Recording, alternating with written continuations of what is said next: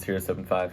Cadet as a party here, speaking on behalf of the John Burdett Binkley Squadron. I'll just be giving a little update on what we've been up to for this past month. So, the event that we hosted for the detachment this month was the Chalk Walk. Now, this is a mental health event where different cadets would go out around their communities and write encouraging messages on the ground. We were able to raise awareness for mental health and just overall spread positive messages to the community. We were able to collaborate and work with our Silver Wings chapter and also involve the local Air Force Junior ROTC program. A huge shout out to our Director of Operations, Cadet Johanna Kai, for her work on this, and shout out to her team as well. Additionally, we've been busy planning events for the region. Now, we hosted a region logo design competition, and we were able to provide the opportunity for regions to submit their different logo ideas as we think it needs an update. And then we'll then vote on these designs and then put the winning design on some merchandise items for us to sell and promote at our upcoming regional conclave that we're planning to host in San Diego this upcoming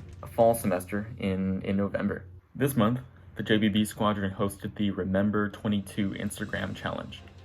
Unfortunately, every day, 22 veterans commit suicide. This event was able to raise awareness and support veteran mental health. During this challenge, cadets would record themselves doing 22 repetitions of their chosen exercise. Then they would challenge others to do the same. We were able to get a large turnout of cadets to participate, and we also challenged other detachments across the nation. That's what we've been up to, John Burdett Binkley Squadron, and looking forward to what we've got planned for next month. Thank you. Hey, Det 75, it's Cadet Major Jack Scaglione, the Honor Guard Commander. So right now, we're past the halfway point, so the NITs, Nighthawks in Training, have held their midterm evaluations, and right now we're on the fast track to their final evaluation, which will be at the beginning of May. So for them is readiness.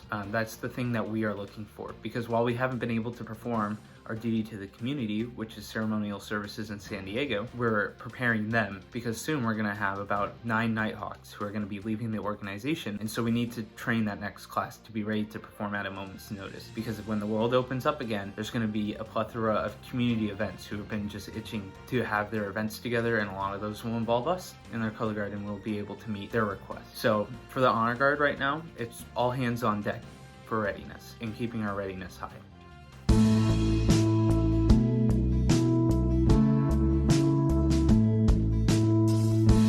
For IMT training this month, we started off with some rapid fire GLPs, which were very memorable, especially the ones including code breaking. We then practiced marching in preparation for the in-person lead lab training, the first one for us IMT folks. We practiced greeting and accountability as a squadron, which are very important. During the past month in training, we started making our transition from completely online. So we've had to focus a lot on things that you can't go over on an online medium very well, such as marching or certain procedures that we're gonna have to use during field training.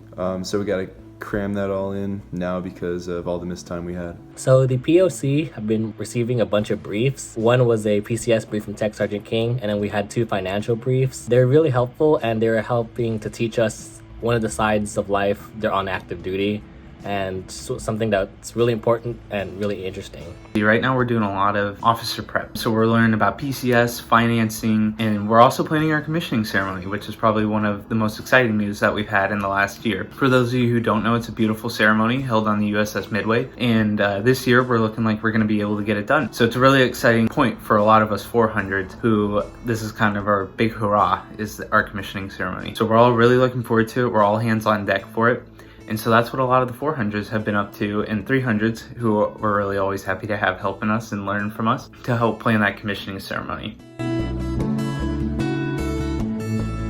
My favorite aspect of training has been the opportunity to fail. Making mistakes is the best learning opportunity you're going to get, particularly before field training. You can think you got everything down perfectly until you volunteer and realize that you start stumbling and make just very basic mistakes.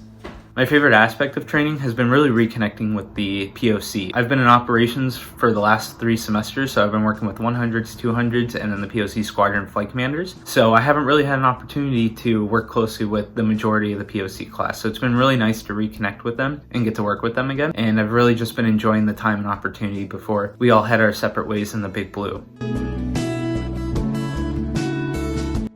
AS class, Captain Bug and Major Gilbert gave us presentations on the principles of war. In the Air Force, we are part of the Department of Defense, which deals with wars and foreign affairs, and so getting to know the principles of how wars and diplomacy is done is integral to our role in the Air Force.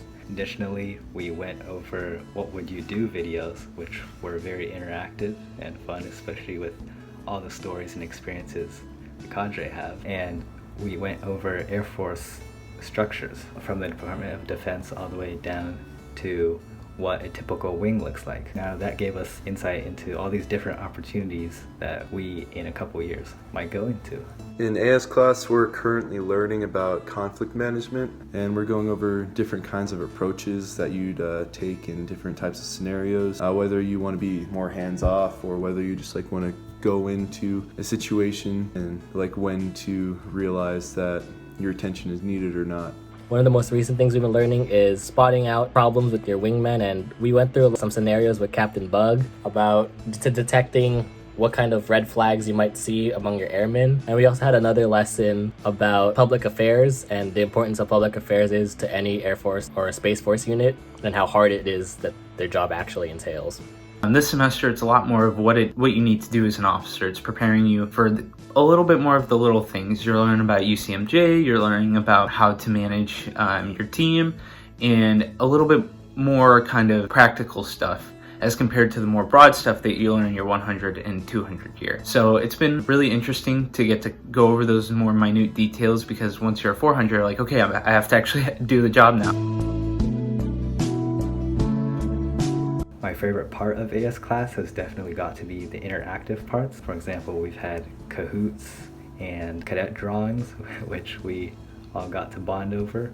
As anyone in one of the 300s would know, AS class gets really interesting when we all start telling jokes and kind of start messing around. And that's my favorite part because, 6, 7 a.m. in the morning, everyone's tired, but everyone's laughing. It's really fun, and it really makes us feel like we're a family, even though we're all apart.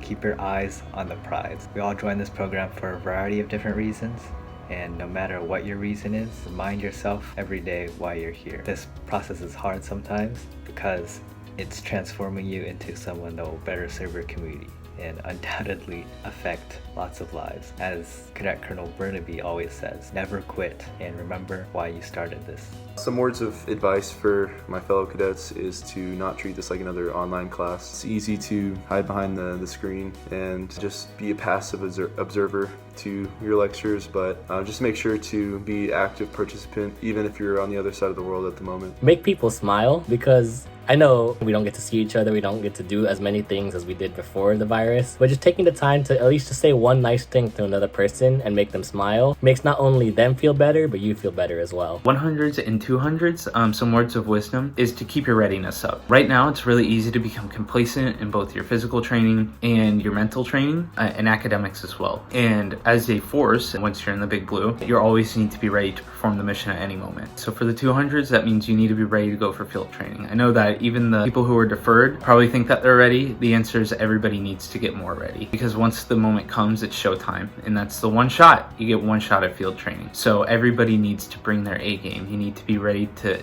go to the show at any moment. For the 100s, that's getting ready to perform the tasks that you need to do. So that's marching, that's knowledge, that's all the things that you've been learning these pieces of and theories of, but now you have to put together. You have to understand the conceptualization, because now you're starting to actually do it. So keeping up your studies, studying the AFI, studying AFMAN, studying your knowledge, getting to know your team, everything is going to lead to your ability to perform at a high level when the time comes.